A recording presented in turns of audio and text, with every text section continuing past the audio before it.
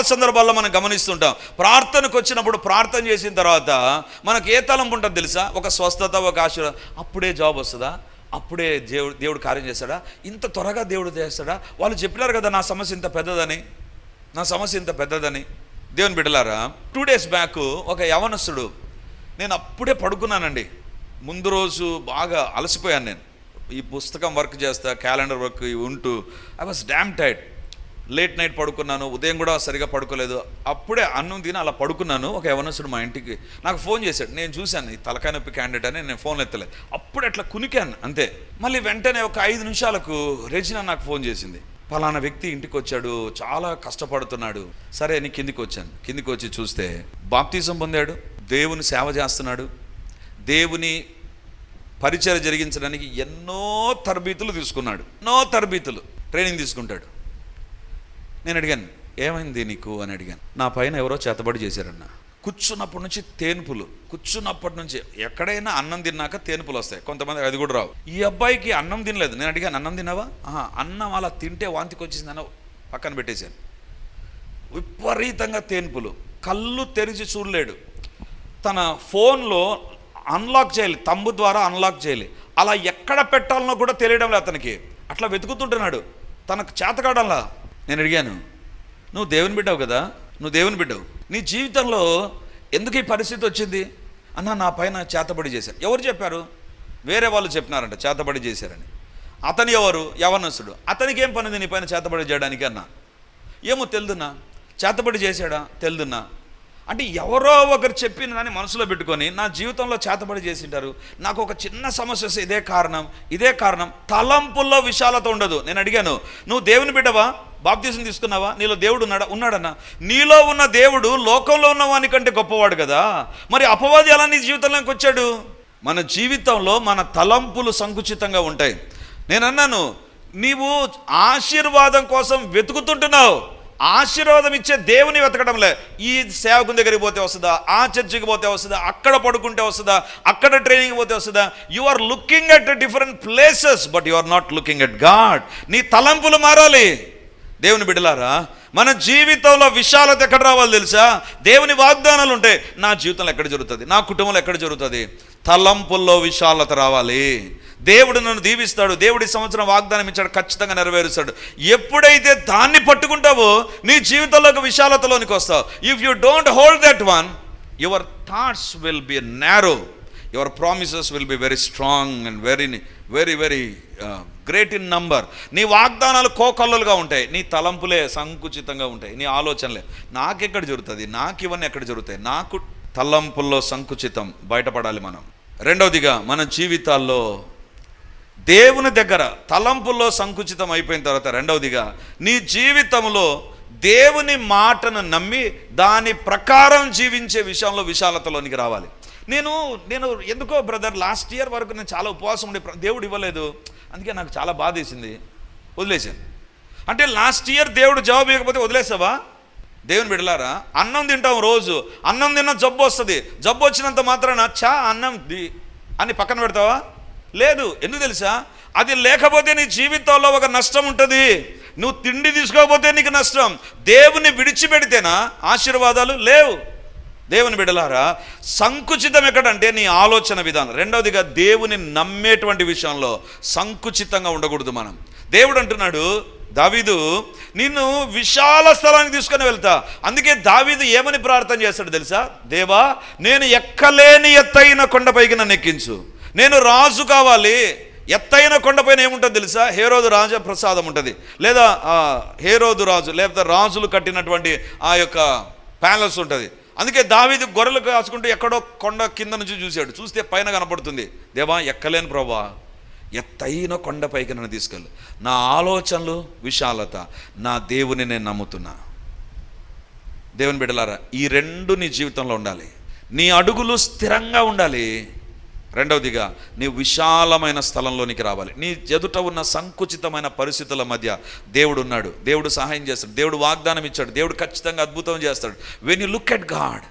దేవుని బిడ్డలారా, నేను ఇందాక చెప్పాను కదా, ఆ అబ్బాయికి దాదాపు ఒక 12-13 సంవత్సరాల నుంచి ఈ సమస్య ఉంది. అప్పుడప్పుడు కనపడతాడు. ఎలా ఉన్నా, అబ్బా సేవ చేస్తున్నానా, మళ్ళీ నెక్స్ట్ 1 month కల్లా మళ్ళీ అన్నా నా పైన చేతబడి చేశారన్న, ప్రార్థన చేయి. అంటే మన జీవితంలో ఏంటి, మన అడుగులు స్థిరంగా ఉండాలి, మనం విశాలపరచబడిన స్థలంలోనికి రావాలి, మన తలంపులు విశాలంగా మారాలి, మన ఆలోచన విధానం మారాలి, మన సంకుచితమైన స్థితిగతుల్లోంచి బయటికి రావాలి. దేవుని బిడ్డలారా, నీ అడుగులు స్థిరపరచబడాలి. నెంబర్ 1 అంటే నీవు స్థిరంగా దేవుని బిడ్డగా ఉండడం దేవుని యొక్క చిత్తం. రెండవదిగా విశాలమైన స్థితిలోనికి రావడం. విశాలమైన స్థలములో దేవుడు దావీదు పాదాలను నిలబెట్టాడంట. ఈరోజు దేవుడు అడుగుతుంటున్నాడు, ఎక్కడున్నాను, నేను ఇంతే, నా బ్రతుకింతే, నా కుటుంబం ఇంతే, ఇంతే. నీ తలంపుల్లో విశాలత లేకపోతే గాడ్ కెనాట్ డూ ఎనీథింగ్. దేవుని బిడ్డలారా, ఈరోజు దేవుడు మనతో మాట్లాడుతుంటున్నాడు. మన జీవితంలో మనం తెలుసుకోవాల్సింది, విశాలమైన తలంపుల్లోనికి వద్దాం. దేవుని పట్ల విశాలమైన దృక్పథాన్ని కలిగి ఉందాం. పరిచర్యలో నేను చేసేది ఇదే. దేవుడు ఏదైనా ఒకటి నాకు చెప్పినప్పుడు, అమ్మో ఎక్కడవుతుంది ప్రవ్వా. దేవుని బిడ్డలారా, దేవుడు మనకు సహాయం ఏ రకంగా చేస్తాడో తెలుసా? నీవు ఎంత విశాలతలోనికి వచ్చి దేవుని నమ్ముతావో అంతగా దేవుడు కార్యం చేస్తాడు. అంతే తప్ప నీ జీవితంలో నువ్వు సంకుచితంగా ఉండి, నీ తలంపులు సంకుచితంగా పెట్టుకొని, నీ ఆలోచన విధానం సంకుచితంగా పెట్టుకొని దేవా నన్ను దీవించు అంటే గాడ్ కెనాట్ బ్లెస్ యూ. దేవుని బిడ్డలారా, 10 AC యూనిట్లు ప్లస్ స్టేజ్ పైకి ఒక టవర్ AC యూనిట్స్ లెక్కచారం వేసిన తర్వాత ఫ్యూజులు ఎగిరిపోయినాయి. నాకు ఏంది ప్రభా ఇంతనా, ఇది ఎక్కడ చేయాలి ప్రభా, ఎక్కడి నుంచి వస్తుంది డబ్బు, ఎక్కడి నుంచి తీసుకురావాలా, ఒక్కటి AC యూనిట్లు కొనాలంటేనే బజాజ్ ఫైనాన్స్ వస్తుందా, ఏ ఫైనాన్స్ EMIలు కట్టొచ్చు, ఎక్కడ చీప్గా దొరుకుతాయి, ఎక్కడ ఆఫర్లు ఉంటాయి. నేను అడిగాను, ఈ 11 AC యూనిట్లు అంటే ఎవరు అన్ని AC యూనిట్లకు ఆఫర్లు ఎట్లా ఇస్తారన్నా, కష్టమన్నా. దేవుని బిడ్డలారా, ప్రభు పాదాల మీద పడు, ప్రభా ఇది నీ తలంపు కాబట్టి నెరవేర్చు. ఎవరో వాళ్ళు తెలియదు, వాళ్ళే ఫోన్ చేసి మీకు ఈ రేటుకి ఇస్తామని చెప్పి, దేవుని బిడ్డలారా ప్రార్థన చేయండి. ఈ 2-3 రోజుల్లో we are going to take a decision. ఒక నిర్ణయంలోనికి రాబోతున్నాం. ఎందుకు తెలుసా? నీవు దేవుని పైన విశాల దృక్పథంతో రా. ఈరోజు దేవుడు నాతో మాట్లాడతాడు, ఖచ్చితంగా నేను దీవించబడతా, నా జీవితంలో కార్యాలు జరుగుతాయి. సంకుచితమైన తలంపులు వదిలేసి, దావీదు అంటున్నాడు, స్థిరపరచబడ్డాయి నా పాదాలు, ఇప్పుడు విశాలతలోనికి నేను రావాలి ప్రభా. My boundaries should be destroyed. నేను నా సాతాను సంబంధికులు నా చుట్టూ ఏర్పరిచినటువంటివి తొలగిపోవాలి, నేను విశాలతలోనికి రావాలి. 1 నీ అడుగులు స్థిరపరచబడాలి. 2 నీ పాదాలు విశాలమైన స్థలంలోనికి రావాలి. 3వ భాగాన్ని చూపించి నేను ముగిస్తాను. 18వ కీర్తన 38, 39, 40 వచనాలు. 18వ కీర్తన 38, 39, 40. వారు నా పాదముల క్రింద పడుదురు, వారు లేవలేకపోవునట్లు నేను వారిని అనగద్రొక్కుదును. యుద్ధమునకు నీవు నన్ను బలము ధరింపజేసితివి, నా మీదికి లేచిన వారిని నా క్రింద అణచివేసితివి. నా శత్రువులను వెనుకకు నీవు మల్ల చేసితివి, నన్ను ద్వేషించు వారిని నేను నిర్మూలము చేసి తిని. చాలు.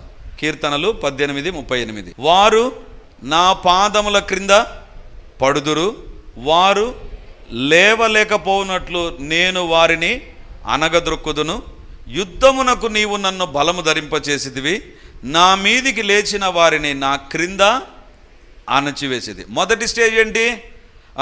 పాదాలు స్థిరపరచబడాలి. జిగటగల దొంగ ఊబిలో నుండి బయటకు వచ్చి పాదాలు స్థిరపరచబడాలి. 2 నీ జీవితంలో నీ పాదాలు విశాలతలోనికి రావాలి. 3వదిగా ఏంటి తెలుసా? టాప్ బ్లెస్సింగ్ ఇదండి. చూడండి 38. వారు నా పాదముల క్రింద, ఎవరు? దావీదు యొక్క శత్రువులు. ఈ కీర్తన కూడా దావీదు రాసిన. దావీదు అంటున్నాడు, వారు నా పాదముల క్రింద పడుదురు, వారు లేవలేకపోవునట్లు నేను వారిని అనగద్రొక్కుదును. దావీదు పాదాలు ఇంతకుముందు ఎలాంటి పాదాలు? స్థిరంగా లేకుండా పాపంలో పడిపోయే పాదాలను దేవుడు స్థిరపరిచాడు. బండ పైన దావీదు పాదాలను స్థిరపరిచాడు. అది మొదటి అనుభవం. 2వదిగా దావీదు అంటున్నాడు, నా చుట్టూ చాలా సంకుచితంగా ఉంది ప్రభా, ఇరుక్కుగా ఉంది ప్రభా, నన్ను విశాలతలోనికి వచ్చాడు. ఇప్పుడు 3వదిగా దావీదు అంటున్నాడు, నా శత్రువుల పాదముల కిందికి రావాలి ప్రభా. దేవుని బిడ్డలారా, నీ జీవితంను దేవుడు ఏ రకంగా చూస్తాడు తెలుసా? నీవు ఎప్పుడు ఓడిపోయే వ్యక్తిగా కాదు, లేకపోతే ఓడించబడే వ్యక్తిగా కాదు, లేకపోతే ఎప్పుడు ఓటమి పాలయ్యేటువంటి వ్యక్తిగా కాదు. బైబిల్లో వ్రాయబడింది, నీ పాదముల క్రింద శత్రువులు వస్తే శత్రువులను అనగదొక్కుతావంట. దేవుని బిడ్డలారా, బిలీవ్ దిస్, ఈ మాటను నమ్మితే నీ శత్రువులు నీ పాదముల కిందికి వస్తారు. హల్లెలూయా. నువ్వు నమ్మలేక వాళ్ళు శత్రువులు నాకంటే చాలా పవర్ఫుల్, వాళ్ళు నాకంటే సూపర్ అనుకున్నావా, వాళ్ళు రారు. దేవుని బిడ్డలారా, ఇది దావీదు ఎందుకు రాశాడు తెలుసా? దావీదు ఎందుకు రాశాడు తెలుసా? సమూయేలు మొదటి గ్రంథం 17వ అధ్యాయం. సమూయేలు మొదటి గ్రంథం 17వ అధ్యాయం 42, 43, 44. పారచూచి దావీదును కనుగొని అతడు బాలుడై ఎర్రటివాడును రూపసియునై ఉండుట చూచి అతని తృణీకరించెను. ఫిలిస్తీయుడు కర్ర తీసుకొని, నీవు నా మీదికి వచ్చుచున్నావే, నేను కుక్కనా అని దావీదుతో చెప్పి తన దేవతల పేరట దావీదును చెప్పించెను. నా దగ్గరకు రమ్ము, నీ మాంసమును ఆకాశ పక్షులకును భూమృగములకును ఇచ్చివేతునని ఆ ఫిలిస్తీయుడు దావీదుతో అనగా, దావీదు ఎదుట ఎవరున్నారు? గొల్లియాతు ఉన్నాడు. గొల్లియాతు ఆకారమే కాదండి, ఆకారమే కాదు. గొల్లియాతు యొక్క ప్లాన్ ఏంటి తెలుసా? దావీదు విషయంలో చూడండి 42వ వచనం. చుట్టూ పారజూచి దావీదును కనుగొని అతడు బాలుడై ఎర్రటివాడును రూపసి అని చూచి అతన్ని తృణీకరించను. నువ్వేంది నాతో యుద్ధం చేసేది? ఈ బచ్చా నువ్వేంది నాతో యుద్ధం చేసేది? యుద్ధం చేయడానికి పెద్దోళ్ళు రావాలి, బాలుడా నువ్వేంటి రావడం, పిల్లోడు రావడం ఏంటి? దేవుని బిడ్డలారా, దావీదును చూసి తృణీకరించాడంట. నీ చేతేమవుతుందిరా? నీ చేతేమవుతుంది? సౌలు రాజే రాలేదు, నువ్వెందుకు ముందుకొచ్చావు? నీ చేత ఏమవుతుంది? నీ వల్ల ఏమవుతుంది? నీ హైట్ ఏంటి? నువ్వెవరు? నీ బ్యాక్గ్రౌండ్ ఏంటి? ఏంటి నువ్వు? ఒక పిల్లని నేను చూడు యుద్ధ రంగంలో ఉంటూ యుద్ధ వస్త్రాలు ధరించుకొని వచ్చాను, నువ్వేంటి గొర్రెల కాపరికి వచ్చేసావు? గొర్రెల కాపరి నువ్వు నాతో ఏంటి యుద్ధం చేసేది? దేవుని బిడ్డలారా, గొల్లియాతు దగ్గరికి దావీదు వస్తుండగానే గొల్లియాతు ఏం చేశాడు తెలుసా? తృణీకరించాడు. దేవుని బిడ్డలారా, తృణీకరించాడంట. దేవునికి స్తోత్రం. ఎలాంటి పరిస్థితుల్లో దావీదు కనపడుతున్నాడు తెలుసా? దావీదును చూసి ఎగతాళి చేశాడు. నువ్వా నాతో యుద్ధం చేసేది? నీ చేత ఏమవుతుంది? ఇంతమంది వేల సైనికుల చేత కాంది నువ్వు ఒక్కని చేస్తావా? తృణీకరించాడు, ఎగతాళి చేశాడు, గేలి చేశాడు. నీ చేత ఏమవుతుంది అన్నాడు. నెంబర్ 1, దావీదు అనుకున్నాడు. అవును కదా అనుకోలా. దావీదు విశాలమైన తలంపులు కలిగిన వ్యక్తి కదా, నువ్వు ఏమైనా చెప్పు అనుకున్నాడు. నువ్వు తృణీకరించు, ఏమైనా చెప్పు. దేవుని బిడ్డలారా, ఆయా సందర్భాల్లో మనల్ని చూచి, మన పరిస్థితులను చూచి, మన స్థితిగతులను చూచి ప్రజలు చెప్పే మాటలు వాస్తవమే. దావీదుని గురించి గొల్లియాతు చెప్పేది ఏమన్నా తప్ప? బాలుడు యుద్ధం చేస్తాడా? సైనికులు యుద్ధం చేస్తారు. బాలుడు ఎక్కడ ఉండాలి? స్కూల్లో ఉండాలి. వాళ్ళు ఏం చేయాలి? మన భాషలో చెప్పాలంటే జిల్లా కట్టే గోలిగుండ్లు ఆడుకుంటూ బయట ఎక్కడో తిరగాలి. అలాంటి వ్యక్తిని తీసుకొచ్చి యుద్ధరంగంలో పెడతారా? బుద్ధుందా అనేటువంటి విధానంలో మాట్లాడుతుంటున్నాడు. దావీదుకు కూడా అనిపిస్తుంది, అవును కదా, నీకు శిరస్త్రానం ఉంది, నీకు కవచం ఉంది, నీకు బల్లెం ఉంది, ఈట ఉంది, కట్టె ఉంది, డాలు ఉంది, అన్నీ ఉన్నాయి. But look at me, I'm just like a shepherd bye. నేను గొర్రెల కాపరిని. ఒకటి తృణీకారం. రెండవదిగా చూడండి 43. ఫిలిస్తీయుడు కర్ర తీసుకొని, నీవు నా మీదికి వచ్చుచున్నావే, నేను కుక్కనా అని దావీదు చెప్పి తన దేవతల పేరట దావీదును శపించెను. రెండవదిగా దావీదును శపించడం మొదలు పెట్టాడంట. అంటే మొదటిగా తిట్లు తిడితే, తృణీకరిస్తే అబ్బాయి పట్టించుకోలేదంట. ఇప్పుడు ఏం చేశాడు? పలానా దేవత పేరు చెప్పి నువ్వు చచ్చిపోదుగాక, నీ వంశం నాశనమగునుగాక, నీ కుటుంబం ఎత్తిపోవునుగాక, నీవు ఎన్ని శపించాడో. తన దేవతల పేరట, ఒక్కొక్క దేవత పేరు చెప్పడం శపించడం, ఒక్కొక్క దేవత పేరడం శపించడం. అంటే ఫస్ట్ తృణీకారం అయిపోయింది. నీవెంత, నీ శక్తి ఎంత, నీ బతుకెంత, అది. రెండవదిగా ఇప్పుడు శాపాలు వస్తున్నాయి. దేవుని బిడ్డలారా, ఒక్కసారి ఆలోచించండి. ఫస్ట్ ఒక రకంగా సైకలాజికల్గా డౌన్ చేసి పడేశాడు. రెండవదిగా తన దేవతల పేరు చెప్పి శపించడం మొదలుపెట్టాడు. ఈ దేవతను బట్టి శపిస్తే నీ జీవితం ఇట్ అయిపోతుంది, నీ కాళ్ళు పడిపోతుంది. ఏమేమన్నాడు? దావీదు అనుకున్నాడు, ఇదేంట్రా బాబు, యుద్ధం అనుకుంటే యుద్ధం కాదు, తృణీకారం ఒకటి, శాపం ఒకటి. యుద్ధ రంగంలో యుద్ధం జరగడంలా ఏం జరుగుతుంది? శాపాలు వస్తున్నాయి. కొన్ని సందర్భాల్లో ప్రజలను మనం శపించవచ్చు. దేవుని బిడ్డగా నీవు దేవుని అంగీకరించి పరిశుద్ధంగా జీవించే వ్యక్తివైతే రాసి పెట్టుకో, ఏ శాపం నీకు తగలదు. హల్లెలూయా. ఏ శాపం నీకు తగలదు. అందుకే బైబిల్లో ఏ తెగులు నీ గుడారమును అది దగ్గర కూడా రాదు. వాళ్ళు చెప్పొచ్చు, ఏమైనా చెప్పొచ్చు. పాదములను తొట్టిల్లకుండా కాపాడే దేవుడు చూస్తున్నాడని దావీదు గుర్తుపెట్టుకున్నాడు. నువ్వు ఏమన్నా అనుకో, నువ్వు ఏమన్నా నా గురించి చెప్పు, ఏమన్నా శాపాలు చెప్పు. ఒకటి తృణీకరించాడు, రెండవదిగా శపించాడు, మూడవదిగా ఏం చేశాడు చూడండి 44. నా దగ్గరికి రమ్ము, నీ మాంసమును ఆకాశ పక్షులకును భూమృగములకును ఇచ్చివేతునని ఆ ఫిలిస్తీయుడు దావీదుతో అనగా, దావీదు ఏమని చెప్తున్నాడు తెలుసా? ఒక్కసారి ఆదివారం ఉదయాన్నే జ్ఞాపకం చేసుకో. మటన్ షాప్ దగ్గర ఏం చేస్తాడు? కైమా కొడతాడు, ముక్కలు ముక్కలు నరుకుతాడు. అట్లా ఇప్పుడు నరకబోతున్నాయి. ఎందుకు? గొల్లియాతు దగ్గర అంత పెద్ద కత్తి ఉంది, ఒక్కటే ఒకటి లేదు, మొద్దు లేదంతే. ఇంకా దావీదు పైన ఒక ఏటు పడిన తర్వాత నెక్స్ట్ దావీదును ముక్కలు ముక్కలు నరికేటువంటి వాడేమో అంటున్నాడు. డిసైడ్ అయిపోయినా, ఒకటి తృణీకారం, రెండవదిగా శాపం, మూడవదిగా ముక్కలు ముక్కలు. నీకు బరేలు చేసుకోవడానికి కూడా కష్టమే నిన్ను. లేదా ఒకవేళ రిమ్స్ హాస్పిటల్కి పంపించి మార్చిలోకి వెళ్ళి మళ్ళీ నిన్ను కుట్టాలని చాలా కష్టం. ముక్కలు ముక్కలు నరుకుతా. ఇప్పుడు దావీదు ఏమనాలండి? సారీ, బై మిస్టేక్ వచ్చిందన్న, వెళ్ళిపోతానులే, నువ్వు తృణీకరిస్తున్నావు, శాపం పెడుతున్నావు, నరుకుతావు, ఎందుకు నాకు, వెళ్ళిపోలా. అది 44వ వచనం.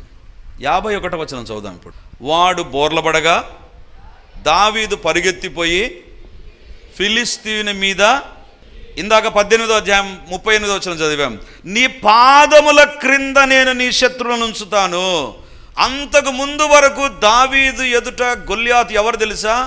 తృణీకరిస్తా, శపిస్తా, ముక్కలు ముక్కలు నరుకుతా. ఇప్పుడు దావీదు కింద ఎవరున్నారు? అదే ఫిలిస్తీయుడు ఉన్నాడు. దేవుని బిడ్డలారా, ఈరోజు దేవుడు అంటున్నాడు, నీ అడుగులను నేను చూస్తుంటున్నా, నీ పాదముల క్రింద ఎవరు లేరా? నీ శత్రువులను ఎదుట భీష్మించుకొని ఏవేవో మాట్లాడుతున్నారా? తృణీకారం అందుతున్నావా? లేకపోతే శాపాలు అనేటువంటి నీకు వ్యతిరేకంగా పలుకుతుంటున్నారా? లేకపోతే నీ జీవితంలో ఒక డెస్ట్రక్షన్కు సంబంధించిన ప్లానింగ్ అనేటువంటి జరుగుతుందా? ఏదో ఒకటి చేసేయాలి అనేటువంటి తలంపు కలుగుతుందా? దావీదు అనుకున్నాడు, ప్రభువా, నా శత్రువులు నా పాదములకి నీకు వస్తారు ప్రభువా, బికాస్ నీవే నా అడుగులను స్థిరపరిచావు, నీవే నా అడుగులను విశాలపరిచావు, ఇప్పుడు నీవే నా శత్రువులను నా పాదముల కింద ఉంచుతావు. అంటే అంతకు ముందు శత్రువు ఎవరు తెలుసా? దావీదును అటాక్ చేయడం. దేవుని బిడ్డలారా, నీ కుటుంబ పరిస్థితులు ఏ రకంగా ఉంటాయో తెలుసా? నిన్ను అటాక్ చేసే రకంగా, నీ యొక్క పరిస్థితిని అటాక్ చేసే రకంగా, నీ ఆరోగ్యాన్ని, నీ కుటుంబంలో నెమ్మదిని, పరిచర్య యొక్క విస్తరణను అడ్డుకునే రకంగా శత్రువులు ఉండవచ్చు అండి. బట్ దేవుని యొక్క వాక్యం చెప్తుంది, నీ పాదములు తొట్టిల్లకుండా నీ పాదముల క్రింద నీ శత్రువుల నుంచే దేవుడు ఉన్నాడు. హల్లెలూయా, హల్లెలూయా. దేవుని బిడ్డలారా, ఈ సమస్య ఏం చేస్తుందో, ఈ పరిస్థితి ఏం చేస్తుందో, ఈ కష్టం ఏం చేస్తుందో, డోంట్ సే లైక్ దాట్. ఈ సమస్య నా పాదముల కింద వస్తుంది, నా దేవుడు తీసుకొని రాబోతున్నాడు. దావీదు అంటున్నాడు, నా శత్రువులు నా పాదముల కింద ఉంచుతావు ప్రభా. దేవుని యొక్క దృష్టి ఏంటి తెలుసా? ఈ పాదాలు స్థిరంగా లేవా? అలాగైతే ఈ పాదాలను స్థిరపరుస్తాను, ఈ పాదాలను విశాల స్థలంలోకి తీసుకొని వెళ్తాను, ఈ పాదాల క్రింద శత్రువులు ఉండాలి. హల్లెలూయా. దేవుని బిడ్డలారా, ఈరోజు దేవుడు మనతో మాట్లాడుతుంటున్నాడు. మన పాదములకు ఎదురుగా శత్రువులు ఉండడం దేవుని యొక్క ఉద్దేశం కాదు. దేవుని బిడ్డలారా, దావీదు జీవితంలో 2 అనుభవాలు. ఒకటి శత్రువులు పాదముల కింద, రెండవది ఏంటి తెలుసా? దావీదు భోంచేస్తుంటే దావీదు ఎదురుగా శత్రువులు ఉన్నారు. నా శత్రువుల ఎదుట నీవు నాకు భోజనము సిద్ధపరచుదువు. అంటే దావీదు జీవితంలో శత్రువులు ఉన్నారండి. మన జీవితంలో కూడా శత్రువులు ఉంటారు. మనకు వ్యతిరేకంగా ఆలోచన చేసే శక్తులు లేరా? దయ్యపు శక్తులు మస్తుగా ఉంటాయి. ఆకాశ మండలమందున్న దురాత్మల సమూహాలు మనకు వ్యతిరేకంగా ఉంటాయి. కానీ బైబిల్లో వ్రాయబడింది, అవన్నీ నీ పాదముల క్రింద దేవుడు పెడతాడు. హల్లెలూయా, హల్లెలూయా. ఎప్పుడు నీ అడుగులు స్థిరపరచబడితే, నీవు విశాలమైన ఆలోచన, దృక్పథం, విశ్వాసంతో జీవించే వ్యక్తివైతే, దేవుని దగ్గర విశ్వాసంతో గడిపే వ్యక్తివైతే, నీ ఎదుట దావీదు విన్నట్టుగా గొల్లియాతు చెప్పబడే మాటలు నువ్వు వింటున్నప్పటికీ కూడా భయపడక శత్రు ఎదుట నిలబడే వ్యక్తివైతే, బైబిల్లో వ్రాయబడింది, కంపల్సరిగా దేవుడు నీ పాదముల క్రింద నీ శత్రువులు ఉంచునుగాక. ఆమేన్. అందుకే బైబిల్లో వ్రాయబడింది, ఆయన నీ పాదములను తొట్టిల్లనియడు. ఒకవేళ కొంచెం ప్రాణముతో గొల్లియాతు ఉన్నా కూడా దావీదును కింద పడేసేవాడు. ఒకే దెబ్బకు పడిన తర్వాత దావీదు నిలబడితే దావీదు ఏం కాల. ఎందుకు తెలుసా? మొత్తం దేవుడు కార్యం చేశాడు. దేవుని బిడ్డలారా, బైబిల్లో చూస్తే మీరు గొల్లియాతును ఒడిసెలతో కొట్టాడు. కొడితే బైబిల్లో చెప్తే నుదుట తగిలింది. ఇప్పుడు ఇట్లా తగిలితే వెనక్కి పడతారా, ముందుకు పడతారా? ఎప్పుడు పడలే? మీరు ఒకసారి ఇంటికి పోయిన తర్వాత మీ కొడుకుని ఇట్లా అన్నమని ఎక్కడ పడతారు? వెనక్కి పడతారా, ముందుకు పడతారా? వెనక్కి పడతారు. గొల్లియాతు ఎట్ట పడ్డాడు తెలుసా? బోర్ల పడ్డాడు. ఇక్కడ తగిలిన తర్వాత బోర్లు ఎందుకు పడ్డాడు? నాకు అనిపిస్తుంది దేవుడు తన్నాడు, దేవుని దూతలు తన్నారు, లేకపోతే మనోనికే గిడ్డినెస్ వచ్చి కళ్ళు బైర్లు గమ్మి ఇక ఒకేసారి బ్లడ్ ఊస్ అయిపోయినప్పుడు కొలాప్స్ అయిపోయాడు. నీ ఎదుట శత్రువు నిలబడ్డారంటే ఫస్ట్ నీ అడుగులు స్థిరంగా ఉన్నాయో లేదో ఆలోచించు. రెండవదిగా విశాలమైన స్థలంలోనికి నువ్వు వచ్చావా లేదో ఆలోచించు. ఆ తర్వాతనే నీ శత్రువులు పడిపోతారు, నీ పాదముల కిందికి వస్తారు. అంతవరకు రారు. ఈరోజు దేవుడు అడుగుతుంటున్నాడు, ఆయన నీ పాదములను తొట్టిల్లనియాడు, ఆయన నీ పాదములను తొట్టిల్లనియాడు. ఈరోజు దేవుడు మాట్లాడుతుండగా, దేవుని బిడ్డలారా, ఒక గొల్యాతు నీ దగ్గర నిలబడుకొని నిన్ను శపిస్తూ ఉన్నారేమో, నీకు వ్యతిరేకంగా మాట్లాడుతున్నారేమో, నిన్ను తృణీకరిస్తున్నారేమో, నిన్ను అవమానపరుస్తున్నారేమో, నిన్ను కృంగదీస్తున్నారేమో, పట్టించుకోవద్దు. ఒకటి దావీదు అంటున్నాడు, యుద్ధం యెహోవాదే.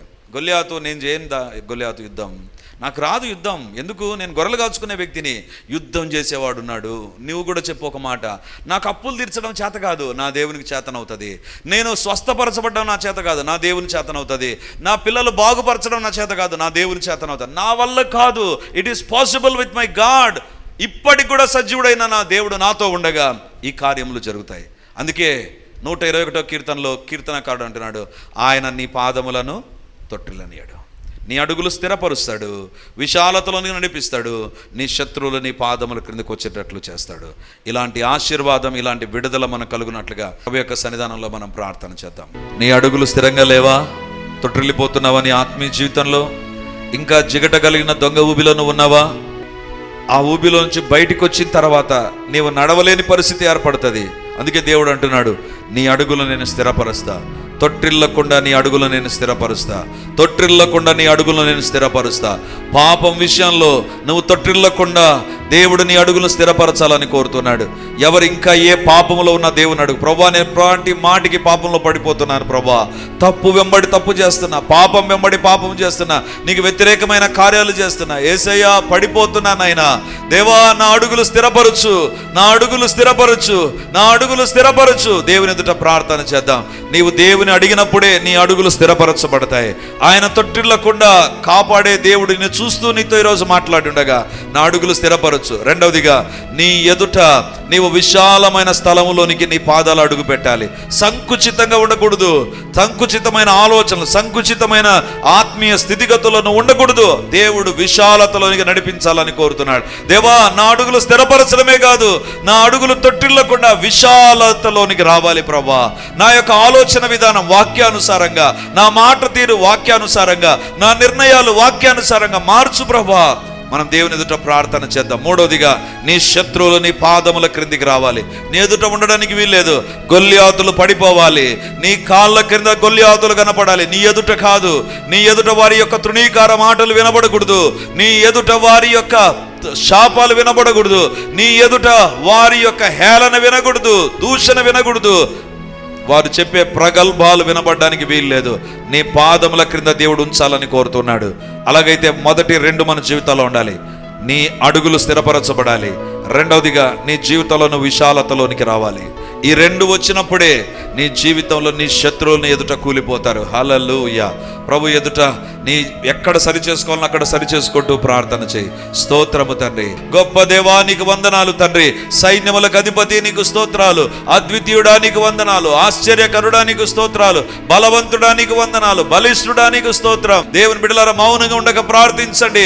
దేవుడు ఈ స్థలమందు నువ్వు చేసే ప్రార్థన వినడానికి ఆయన సిద్ధంగా ఉన్నాడు, జవాబు ఇవ్వడానికి ఆయన సిద్ధంగా ఉంటున్నాడు, తొట్టిల్లో కూడా కాపాడడానికి ఆయన సిద్ధంగా ఉండగా మౌనంగా ఉండి నీవు దేవునికి దూరం కావద్దు. హల్లెలూయా.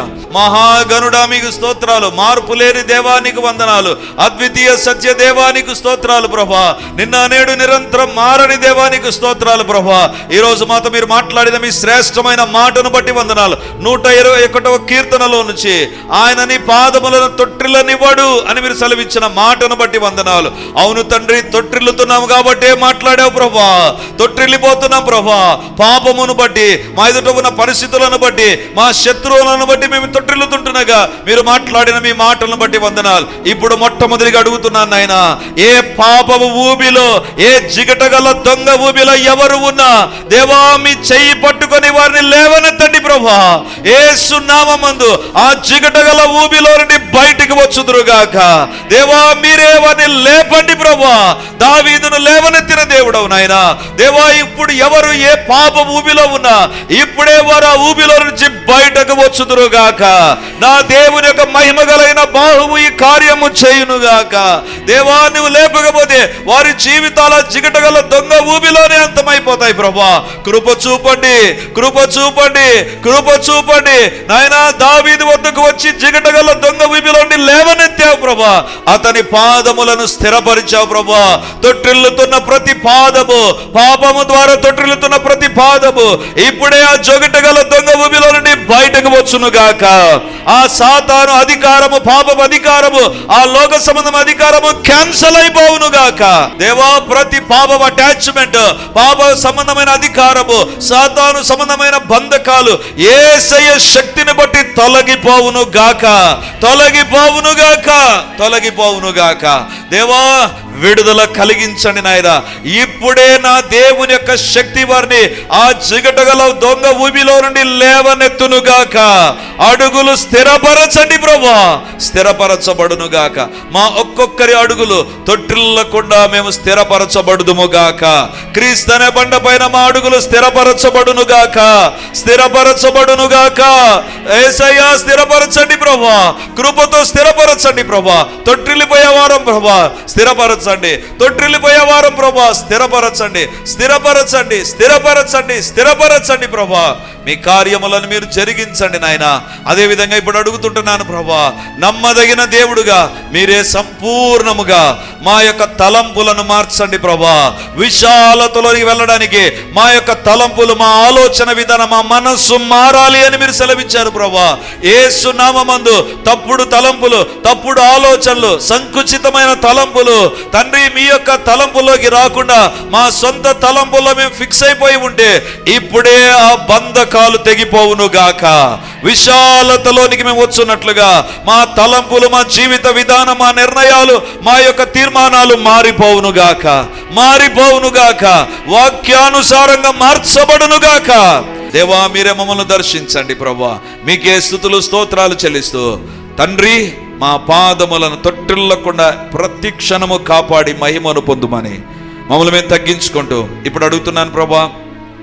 ఎవరి శరీరంలో ఎలాంటి వ్యాధి ఉన్నా, ఎలాంటి సాతాను సంబంధమైనటువంటి అటాక్ ఉన్నా యేసు నామమందు తొలగిపోవును గాక, యేసు నామమందు విడుదల కలుగును గాక, యేసు నామమందు దీవెన కలుగును గాక. దేవా, మీరే దర్శించండి. అంధకార శక్తులను మీరు బంధించి అపవిత్రాత్మ క్రియలన్నిటిని లయపరచుమని ప్రార్థన చేస్తూ యేసయ్య నామమందు ప్రార్థించి అడిగి పొంది ఉంటున్నాము తండ్రి. ఆమేన్, ఆమేన్, ఆమేన్.